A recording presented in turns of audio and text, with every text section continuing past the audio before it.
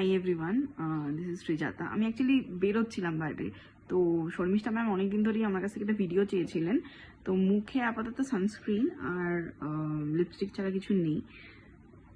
আমি 5 সপ্তাহ হচ্ছে এখন শর্মিষ্ঠা ম্যামের কাছে করছি। আমার এক্সপিরিয়েন্স ভীষণ ভীষণ ভীষণ ভালো। যখন আমি স্টার্ট করেছিলাম তো আমি জাস্ট ভেবেছিলাম যে এটা একটা ফ্লুক ছাড়া কিছুই নয়।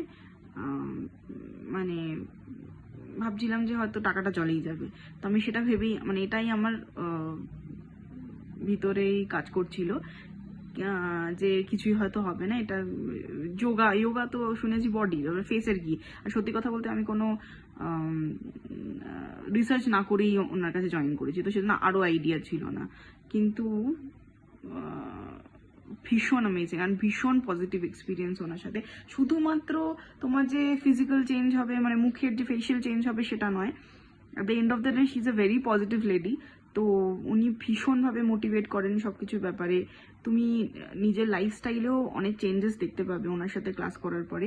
স্পেশালি ফার্স্ট মান্থে তো একটা সিগনিফিকেন্ট অ্যামাউন্ট চেঞ্জ হয়, কিন্তু ফার্স্ট মান্থের পরে যেগুলো উনি এখন শেখাচ্ছেন আমাদের, রিলিজ বা পরে আরও কিছু লিমফেটিক ড্রেনেজ শেখাবেন, তো সেগুলো করলে আরও চেঞ্জেস আসছে। মানে রিলিজ করার পর আমি বুঝতে পারছি যে ফার্স্ট মান্থে কিছু ফেশিয়াল চেঞ্জেস এসছে, কিন্তু রিলিজ করার পরে এটা কমপ্লিটলি ডিফারেন্ট। মানে শুধুমাত্র তোমার ফেসের যে খামতিগুলো আছে সেগুলো শুধু নয়, আমাদের ফেসের কিছু কিছু মাসেলস না কোনোদিনই কখনোই কাজ করে না। ওনার কাছে যাওয়ার পরেই আমি রিয়েলাইজ করেছি যে আমরা আদৌ কোনো, মানে অনেক মাসেল আছে যেগুলো কাজই করাচ্ছি না, তো সেইগুলো কাজ করা স্টার্ট করেছে।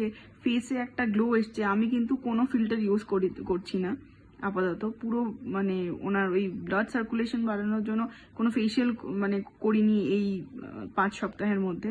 বাট থ্রু আউট রেজাল্ট ভীষণ অ্যামেজিং ওনার সাথে।